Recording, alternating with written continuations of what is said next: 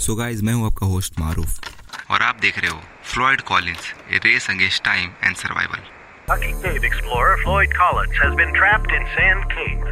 Collins was negotiating a small cavern tunnel when he was pinned by fallen rocks and debris at 10 a.m. on Friday morning. So far, efforts to free him have been unsuccessful. Floyd Colin 20 जून साल 1887 में पैदा होते हैं लोगन county, Kentucky में. और Floyd के केव exploring की कैरियर इसके सिर्फ 6 साल से शुरुआत हो जाती है. और वो बचपन से ही केविंग के लिए काफ़ी पैशनेट था. वो डेली घंटों तक केविंग किया करता था और इनफैक्ट वो कभी कभी केव में सो भी जाया करता था. और इसी कारण वो 1917 में एक न्यू केव को डिस्कवर करता है अपने फादर के फार्म लैंड पर. और अब वो इन्वॉल्व हो चुका था केंटकी केव वॉर्स में. केंटकी केव वॉर्स को अगर सिंपल में बताऊं तो ये है एक ह्यूज नेटवर्क इंटरकनेक्टेड केव के, मैमॉथ केव. और ये एक्चुअली वर्ल्ड की लार्जेस्ट केव सिस्टम है.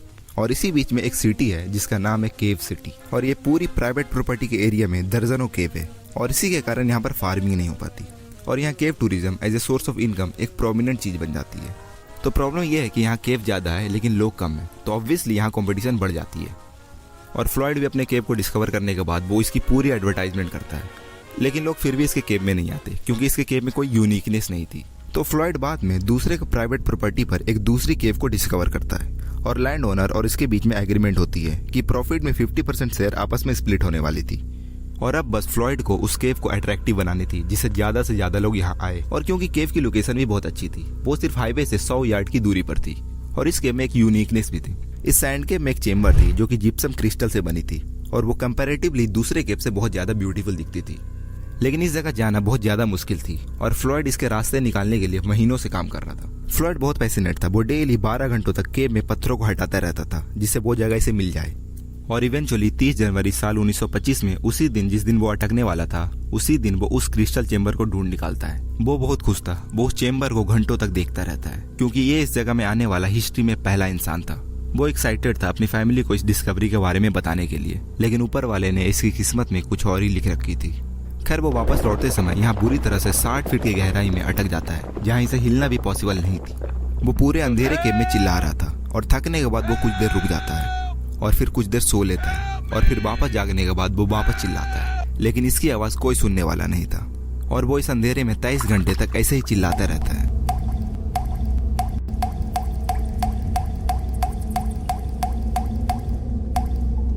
जनवरी की पूरी दिन और पूरी रात गुजर जाती है लेकिन इसे सुनने वाला कोई नहीं था. इसकी किस्मत अच्छी होती है. प्रॉपर्टी के 2 ओनर एड एस्टस और डी बॉयल केव के एंट्रेंस के पास आ जाते हैं. और डी बॉयल का एक बेटा भी था जो उसके साथ आया था, जोएल. वो फ्लॉयड के कोट और टोपी को केव के बाहर टंगे हुए देख लेता है. सो वो थोड़ा अंदर जाकर फ्लॉयड को आवाजें देता है लेकिन फ्लॉयड की तरफ से इसे कोई भी रिप्लाई नहीं मिलती. सो वो थोड़ा और अंदर जाता है और टर्न अराउंड सेक्शन के पास पहुंचता है जहां वो स्क्वीज होल थी और वहां से चिल्लाता है. और तभी वो स्क्वीज होल के अंदर से फ्लॉयड की आवाजें आती है चिल्लाने की.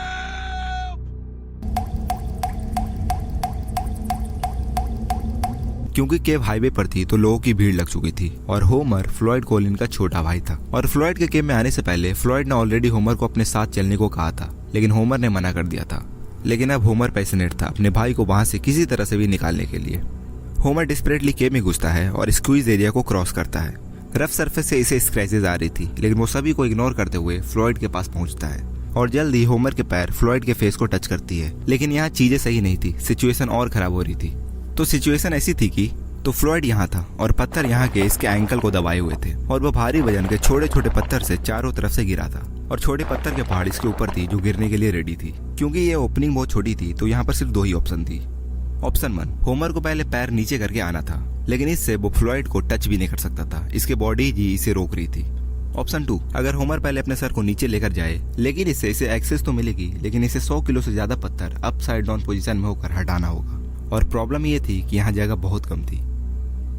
तो सबसे पहले फ्लॉयड को बहुत सारी सैंडविचेस खिलाई जाती है और इसे बहुत सारी कॉफी भी पिलाई जाती है जिससे वो गर्म रह सके. फ्लॉयड होमर को बताता है कि उन्होंने फाइनली वो क्रिस्टल चेम्बर को देख लिया है और कहता है अगर वो यहाँ से बाहर निकल गया तो वो इस जगह में कभी दोबारा नहीं आएगा. अब होमर अपने काम पर लग जाता है. होमर अगले 8 घंटों तक अपसाइड डाउन पोजीशन में होकर पत्थरों को यहाँ से हटाता है इस कैन की मदद से. और वो जिस तरह से पत्थर हटा रहा था और भी पत्थर ऊपर से नीचे आकर फ्लॉयड के पास जमा हो जा रहे थे और इसकी सारी मेहनत बेकार हो जा रही थी. होमर जितना कर सकता था उन्होंने उतना किया, लेकिन वो भी छोटी सी जगह में एग्जॉस्ट हो जाता है। इसे अकबकाहट होने लगती है और आखिरकार वो भी केव से बाहर आ जाता है। और जब वो बाहर आता है तो वो ये देखकर सरप्राइज था कि बाहर 100 से ज्यादा लोग ये तमाशा देख रहे थे और आपस में बहुत ही स्टूपिड बातें कर रहे थे कि अगर वो अंदर केव में गए तो कैसे वो बहुत आसानी से फ्लॉयड को बचा लेंगे। एंड और भी वो तरह तरह के लॉजिकल बातें कर रहे थे। फ्लॉयड की ट्रेजेडी की खबर आग की तरह फैल चुकी थी और बहुत सारे रिपोर्टर होमर से इंटरव्यू लेना चाह रहे थे और वो फ्लॉयड के बारे में जानना चाह रहे थे, लेकिन होमर परेशान था। वो किसी को भी इंटरव्यू देने में इंटरेस्टेड नहीं था। बाहर के दर्जनों लोग केव के अंदर जाते हैं और जब वो टर्न अराउंड सेक्शन के पास पहुंचते हैं जहां वो 9 इंच की स्क्वीज होल थी, वो देखकर सब डर जाते हैं और वापस चला।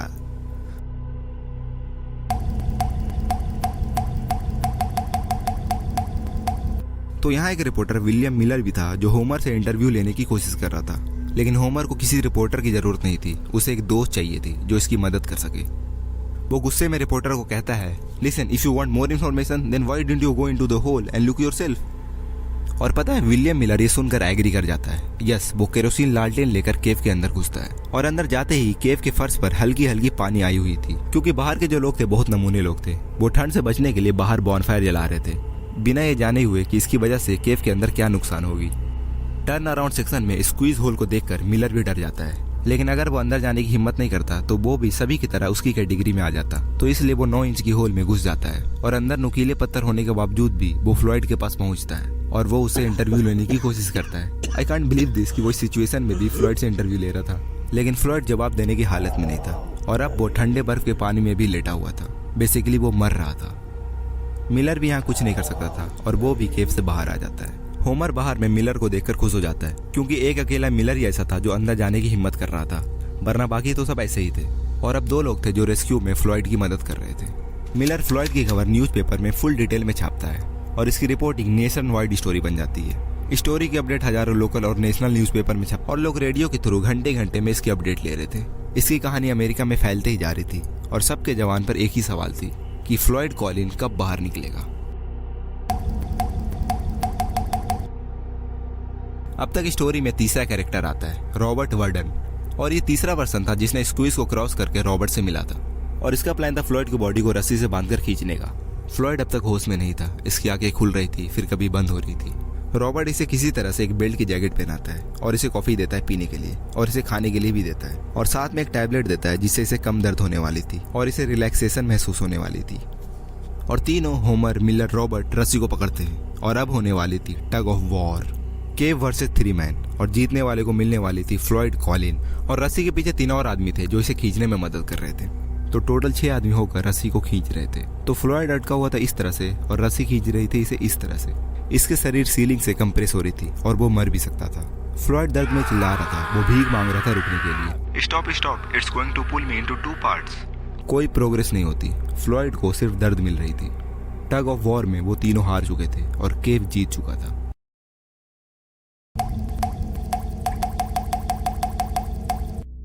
थक हार कर मिलर अपने सर वापस चला जाता है और वहां जाकर वो इसकी डिटेल रिपोर्टिंग करता है और इसके आर्टिकल बहुत ही कम टाइम में फेमस हो जाती है, जिससे फ्लॉयड कॉलिन अब एक नेशनल न्यूज बन चुकी थी। इसके बाद मिलर वापस सैंड केव पहुंचता है तो वो देखता है कि किसी ने केव के अंदर लाइट बल्ब लगा दी है और मिलर उसी में से एक बल्ब को लेकर फ्लॉयड के कॉलर में बांध देता है जिससे इसे गर्मी मिलती रहे। और मिलर फ्लॉयड को कहता है कि बाहर हजारों लोग तुम्हारे बारे में जान चुके हैं और सभी तुम्हारे लिए दुआ कर रहे हैं, अगर तुम्हें कुछ कहना है तो कह दो। फ्लॉयड यहाँ 100 घंटों से अटका हुआ था और वो न्यूज़पेपर के माध्यम से कहता है, I believe I would go to heaven. I can feel that I'm going to be taken out alive with my both feet. I kept thinking what would happen if the rock above me would fall. I kept thinking to drive my mind to something else, but it wasn't much use. I couldn't do much to help those who came to help me. But I knew that a lot of people were willing to do all in their power and it gave me courage. Tuesday morning I thought to be myself 4 days down here and no nearer freedom that I was on first day. How it will end? Will I get out? I couldn't think of it. I have faced death before. It wouldn't frighten me, but it is so long. Floyd की बातें अब तक पूरे देश में फैल चुकी थी और सभी लोग इसी के बारे में बातें कर रहे थे। देश के लोग चर्च में जा जाकर इसके लिए प्रे कर रहे थे और यहाँ तक कि यूएस के प्रेसिडेंट भी कैल्विन कूलेज इसमें इंटरेस्ट ले रहे थे। और ये वर्ल्ड वॉर 1 और वर्ल्ड वॉर 2 के बीच की 3rd largest non political story बन चुकी थी। केव के बाहर लोगों की भीड़ 1000 से बढ़कर 10,000 हो चुकी थी। केव के आसपास सारे होटल्स बुक हो जाते हैं और रेस्टोरेंट में खाना कम पड़ जाती है। यहाँ तक कि वहाँ इतनी भीड़ थी कि वहाँ के लोगों ने ओयो का लाइट वर्जन भी ओपन कर दिया था। आसपास के घर में रहने वाले लोग विजिटर्स को $10 में अपने घर में जमीन पर सोने को दे रहे थे। यहाँ तक कि बाथ-टब में भी बेड लगाकर लोगों को सोने दे रहे थे। Yes, I am not kidding, ऐसा सच में हुआ था। 4,500 से ज्यादा व्हीकल वहाँ केव के बाहर लग चुकी थी, 1 मील की रेडियस में।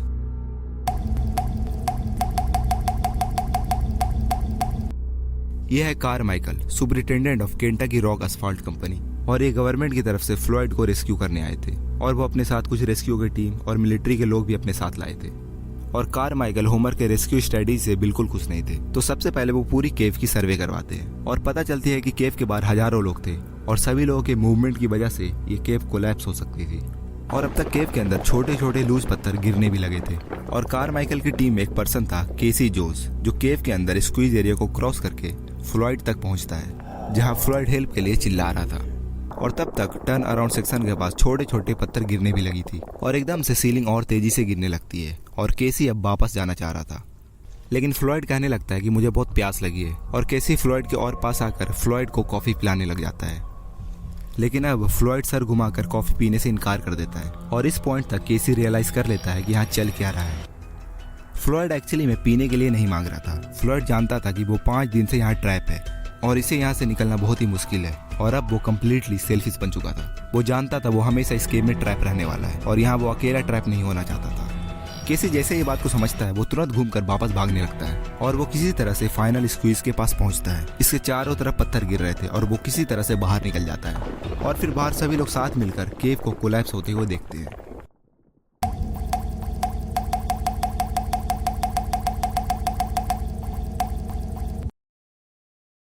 और एक जो रूट थी जिसे फ्लॉयड के पास पहुंचा जा सकता था वो बिल्कुल बंद हो चुकी थी हमेशा के लिए।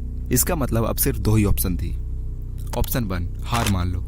ऑप्शन 2, ऊपर से खोदकर डायरेक्टली फ्लॉयड के पास एक नया होल बना दो। फ्लॉयड ये इमेजिन भी नहीं कर रहा होगा कि उसके 55 फीट ऊपर किस लेवल की और किस स्केल में ऑपरेशन चल रही थी। कारमाइकल के पास हाईटेक मशीनरी थी, शहर से कई प्रोफेशनल ग्रुप इस पर काम कर रहे थे और अब ये प्रोफेशनल ऑर्गेनाइज्ड रेस्क्यू मिशन बन चुकी थी। सभी को यहाँ फुल तेजी से काम करनी थी जितना वो कर सकते थे। कारमाइकल एक्सपीरियंस पर्सन थे और उन्हें 55 फीट नीचे जमीन के अंदर खोदनी थी, तो इसके लिए वो कुछ कैलकुलेशंस करते हैं। तो टोटल 75 लोग थे रेस्क्यू में और वो हर घंटे 2 फीट खोद सकते थे। तो इन्हें टोटल 55 फीट खोदनी थी, तो इन्हें रफली 30 घंटे लगने वाली थी। लेकिन सवाल ये थी कि क्या फ्लॉयड इतने देर तक जिंदा रह सकता है? तो यस, एब्सोल्युटली वो इस तरह से जिंदा रह सकता है। वो खोदना शुरू करते हैं और कारमाइकल जानता था कि this was a race against time और ये 2 लोग अपने फुल कैपेसिटी में काम कर रहे थे। और कारमाइकल ने इसके पीछे और भी कई सारे लोग लाइन में लगा दिए थे और अगर ये 2 लोग थोड़ा भी स्लो होते तो इन्हें 2 नए लोगों से रिप्लेस कर दिया जाता।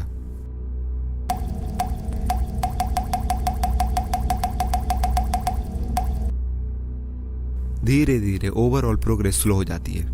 इंटरेस्टिंगली केव के बाहर इतने लोग थे कि अगर फ्लॉयड इसे खुद से देखता तो उसे यकीन नहीं होती। और प्रैक्टिकली बताऊं तो यहाँ सब कुछ चल रही थी। यहाँ फेरिस व्हील थी, फूड स्टॉल्स थी, फैमिलीज और चर्च के लोग यहाँ ग्रुप बनाकर पिकनिक कर रहे थे। कुछ आसपास के दारू बनाने वाले लोग यहाँ दारू भी बेच रहे थे और इनफैक्ट यहाँ पर कुछ लोग ड्रग भी स्मगल कर रहे थे। और यहाँ एक ब्लडी जगलर भी था जो बॉल घुमा रहा था। अगर मैं इन सब चीजों को सिंपल में बताऊं तो यहाँ मेला लग चुकी थी।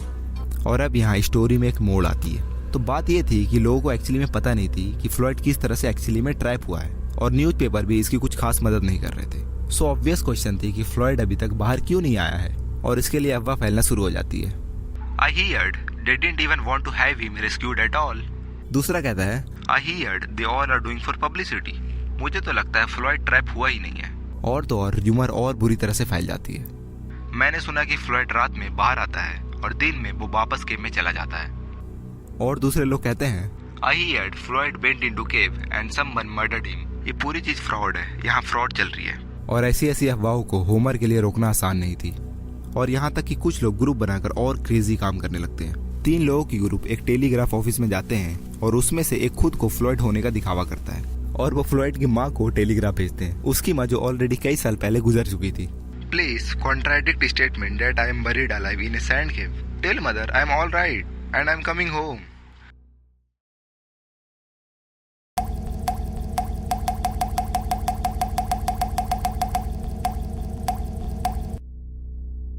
वर्कर्स जमीन में खोदने में बिजी थे और वो तरह तरह के जुगाड़ लगाकर अपने काम को तेज करने की कोशिश कर रहे थे। लेकिन चीजें और उल्टी हो चुकी थी। लोगों के काम करने की स्पीड बहुत कम हो चुकी थी। वो 1 घंटे में सिर्फ 4 इंच को ही खोद पा रहे थे। लेकिन सवाल ये थी कि क्या फ्लॉयड अभी तक जिंदा होगा। वो लाइट बल्ब याद है जो फ्लॉयड को गर्म रखने के लिए उसके कॉलर पर लगाई गई थी, और उस बल्ब को पावर दी जा रही थी सिंपल कॉपर वायर से, और उस कॉपर वायर से किसी इंजीनियर ने रेडियो एम्पलीफायर को कनेक्ट कर दिया था।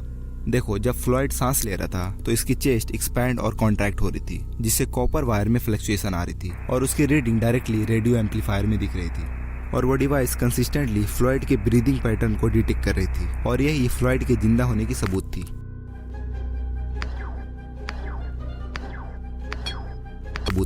सो सभी वर्कर काम करते जा रहे थे। ओरिजिनल एस्टिमेट सिर्फ 30 घंटे की थी, लेकिन अब तक 144 घंटे लग चुकी थी, और उन्होंने सिर्फ 44 फीट ही खोदा था और बारिश शुरू हो जाती है। और इनफैक्ट सिर्फ बारिश नहीं होती, ठंड में ओले गिर रहे थे, और इसके बनाए हुए होल के भी कोलैप्स होने की चांसेस थी। अब तक फ्लॉयड के फंसे हुए 15 दिन हो चुके थे, और अब इसको लेकर लोगों के बीच में एक्साइटमेंट कम हो चुकी थी, और न्यूज़पेपर भी इसमें इंटरेस्ट लूज कर चुकी थी। विजिटर्स केव सिटी को छोड़कर जा रहे थे, लेकिन अभी भी कुछ लोगों को उम्मीदें थी। और फिर वो लाइट बल्ब जलना भी बंद हो जाती है, और अब रीडिंग से फ्लॉयड के जिंदा होने का भी पता नहीं चल सकती थी। 16 फरवरी 1:30 मंडे। फाइनली 55 फीट की होल बनाई जा चुकी थी, और वो केव ओपन हो जाती है। और यह अनलाइकली थी कि कोई भी इंसान 17 दिनों तक इस केव में इस तरह जिंदा रह सकता था। 12 दिन बिना खाना के, 12 दिन बिना पानी के, और वो लाइट बल्ब जिससे इसे गर्माहट मिल रही थी वो 4 दिन पहले ही बंद हो चुकी थी। सभी लोग इसे देखकर साइलेंस में चले जाते हैं। होमर टॉर्च जलाकर फ्लॉयड को देखता है तो फ्लॉयड का मुंह खुला था, उसके एक सोने की दांत चमक रही थी, लेकिन वो मर चुका था। सभी लोग बाहर आकर बाकी के लोगों को न्यूज देते हैं, dad Floyd Collins is no more. Reporter के अकॉर्डिंग वो 3 दिन पहले ही मरा था, जिस दिन वो लाइट बल्ब जलना बंद हुई थी, और उसके 1 दिन बाद तक ही वो जिंदा रह पाता है। अगर ये लोग 3 दिन पहले पहुंचते तो फ्लॉयड को जिंदा बचाया जा सकता था। सो वो सैंड के फिर से कोलैप्स होने के कगार पर थी, तो इसीलिए फ्लॉयड के बॉडी को नहीं निकाला जाता है, और उसे वहीं रखकर सील कर दी जाती है। अगले दिन फ्लॉयड की फैमिली फ्लॉयड के लिए फ्यूनरल रखती है अपने घर पर, लेकिन अब तक यहाँ कोई भी विजिटर्स नहीं थे। लेकिन पता है, स्टोरी अभी और भी इंटरेस्टिंग होनी बाकी थी। सैंडकेप का ओनर बी डॉयल कम कमीना नहीं था। वो सैंडकेप के बाहर एक साइन बोर्ड लगा देता है जिसमें लिखता है, come on visitors, take a look, only 50 cents per visitor. उन्होंने फ्लॉयड के केव को एक टूरिस्ट अट्रैक्शन बना दिया था, और अथॉरिटी जिसने रेस्क्यू की जिम्मेदारी ली थी वो वर्कर से डील तोड़ देते हैं, और उन बेचारों को जमीन के खोदने का कुछ पैसा नहीं देते, और उन्हें ऐसे ही वापस जाना पड़ता है। विलियम मिलर को 1926 में पुलिट्जर प्राइज मिलती है इसके अच्छे रिपोर्टिंग के लिए, और होमर कॉलिन उसे बहुत सारे पैसे चाहिए थे फ्लॉयड के बॉडी को केव से बाहर निकालने के लिए। वो स्टेज पर क्राउड को रेस्क्यू की डिटेल स्टोरी बता कर डोनेशन जमा कर रहा था। इसकी एक मिशन थी फ्लॉयड को बाहर निकालना। I kept thinking of Floyd lying in the mud where he had suffered beyond our power to imagine. I would never have peace of mind if he remained there. सो कई महीनों बाद Homer के पास पैसे हो जाते हैं। 17 अप्रैल 1927 होमर और उसकी टीम जमीन खोदना शुरू करते हैं, और वो 1 वीक में ही ये काम कर लेते हैं। वो सबसे पहले इसके एंकल के पत्थर को रिमूव करते हैं, और फिर उसके बॉडी को बाहर निकालते हैं, जहाँ फ्लॉयड को ताजी हवा मिलती है। कुछ दिन बाद फ्लॉयड को अपने माँ की जगह पर कॉफिन में दफना दिया जाता है। लेकिन यहाँ स्टोरी खत्म नहीं होती, बल्कि यहाँ से स्टोरी और इंटरेस्टिंग हो जाती है। 2 साल बाद कॉलिंस की फैमिली एक मेजर फाइनेंशियल इशू को फेस कर रही थी, और उसी समय वहाँ एक डेंटिस्ट आते हैं, डॉक्टर हैरी बी थॉमस, और वो इन्हें अपने जमीन बेचने का ऑफर देते हैं। Sell this property to me and I will give you $10,000. लेकिन होमर इसे बेचना नहीं चाहता था। बट फ्लॉयड के फादर ली कॉलिन थोड़े से अल्कोहल से एडिक्ट थे, और वो ये पैसे को देखकर ग्रीडी हो जाते हैं, और वो बिना कुछ सोचे समझे अपने लैंड को बेच देते हैं। लेकिन थॉमस एक और एग्रीमेंट के साथ आया था, और उसमें लिखा था, Everything to this property belongs to Thomas. इसका मतलब यहाँ की सभी चीजें थॉमस की होने वाली थी। और फिर थॉमस वो लैंड खरीदने के बाद फ्लॉयड के बॉडी को निकालकर एक ग्लास के कॉफिन में शोकेस के लिए रख देते हैं, और थॉमस के पास एक केव भी थी, तो वो उस केव में फ्लॉयड के बॉडी को रख देते हैं शोपीस के लिए। अब तक केव से ज्यादा फ्लॉयड कॉलिन पॉपुलर हो गए थे, यानी जहाँ भी इसकी बॉडी होती वहाँ विजिटर्स इसे फ्रीक्वेंटली देखने आते। सिंपल में बोला जाए तो फ्लॉयड की बॉडी खुद में ही एक टूरिस्ट अट्रैक्शन बन चुकी थी, और थॉमस ने इसके जरिए अपने फेल होते हुए केव को एक सक्सेसफुल बिजनेस में बदल लिया था। एंड ऑब्वियसली कॉलिंस के फैमिली को फ्लॉयड के बॉडी को ऐसे मिसयूज होते हुए देखकर उन्हें बुरा लगता है, और वो इसके लिए कोर्ट में केस भी कर देते हैं। लेकिन इसकी थॉमस के साथ एग्रीमेंट बनी हुई थी, तो वो इस केस को हार जाते हैं, और इसी तरह से थॉमस की ये बिजनेस 2 साल तक चलती है। लेकिन एक रात 19 मार्च 1929 में थॉमस के केव में 2 लोग आते हैं और फ्लॉयड की बॉडी को चुरा कर लेकर चले जाते हैं, और फ्लॉयड की बॉडी बाद में मिलती भी है एक जंगल के झाड़ियों में, लेकिन फ्लॉयड के वो पैर जिसके कारण वो केव में अटका हुआ था वो काटा जा चुका था। उसके वो पैर को किसी ने चोरी कर लिया था और वो दोनों चोर कौन थे ये किसी को नहीं पता। उस टाइम केविंग इंडस्ट्री काफी कम्पिटिटिव थी, तो हो सकता है उसी में से किसी ने फ्लॉयड की बॉडी को चुरा लिया होगा और उसके पैर को अपने केव में शोपीस के लिए रखे होंगे, लेकिन इसका कोई प्रूफ नहीं है। और हो सकता है फ्लॉयड को कॉलिंस के फैमिली ने ही चोरी की हो, लेकिन इसका भी कोई प्रूफ नहीं है। So we can't say anything. बेचारा फ्लॉयड केव को अट्रैक्टिव बनाते बनाते खुद ही विजिटर्स के लिए एक टूरिस्ट अट्रैक्शन बन चुका था। जिस केव में भी इसकी बॉडी जाती वो केव असक्सेसफुल हो रही थी। इसके कारण फ्लॉयड के केव को अब मेटल बॉक्स में रखी जाती है और उसे चेन से बांधकर ताला लगाई जाती है। और अब फ्लॉयड पहले से कहीं ज्यादा ट्रैप हो चुका था। बाद में कई डिकेड के बाद 1989 में फ्लॉयड के केव को मैमोथ केव नेशनल पार्क के थ्रू खरीद ली जाती है और फ्लॉयड वाले केव को हमेशा के लिए बंद कर दी जाती है और उसके एंट्रेंस पर स्टील गेट लगा दी जाती है। लेकिन कॉलिंस की फैमिली अभी तक ये सब होने पर ऑब्जेक्ट कर रही थी और फाइनली फ्लॉयड को उस केव से निकालकर मैमोथ केव बाप्टिस्ट चर्च सेमेट्री में दफना दी जाती है। 64 साल बाद फाइनली इन्हें शांति मिली। और पता है फ्लॉयड की स्टोरी में सबसे यूनिक क्या है? फ्लॉयड ने कई महीनों तक उस केव को अपने हाथों से बनाया और आखिर में वो वहीं दफन हो गया, या फिर कहें उन्होंने खुद अपनी कब्र खोदी। आपने एक और सुना है ना, history never repeats what it rhymes. लोग पहले जैसे थे आज भी वैसे ही हैं। जॉन एडवर्ड जोन्स मजाक में केव के 400 फीट अंदर गए और अपसाइड डाउन पोजीशन में अटके हुए 27 घंटे गुजारी और आखिर में उन्होंने अपनी आखिरी सांसें ली। और इसमें सिमिलैरिटीज ये है कि जॉन की बॉडी उस नट्टी पट्टी केव में हमेशा के लिए दफन है और उस केव को भी हमेशा के लिए सील कर दी गई है। अब फ्लॉयड कॉलिन की डॉक्यूमेंट्री अब यहीं खत्म होती है and Floyd Colin till now greatest cave explorer है। इनकी स्टोरी को डिटेल में कवर करनी मेरे लिए कंपलसरी थी एंड दैट्स वाई ये वीडियो थोड़ी लंबी हो गई है और थोड़ी लेट भी अपलोड हुई है। और आप लोग कमेंट में बताओ कि ये वीडियो वर्थ इट था या नहीं। एंड वीडियो अच्छी लगी तो प्लीज डू सब्सक्राइब। हम 1000 सब्सक्राइबर के बहुत क्लोज है and thank you for subscribing. You all are great. And especially thank you Lucas for writing your articles on Floyd Collin. You are a brilliant writer.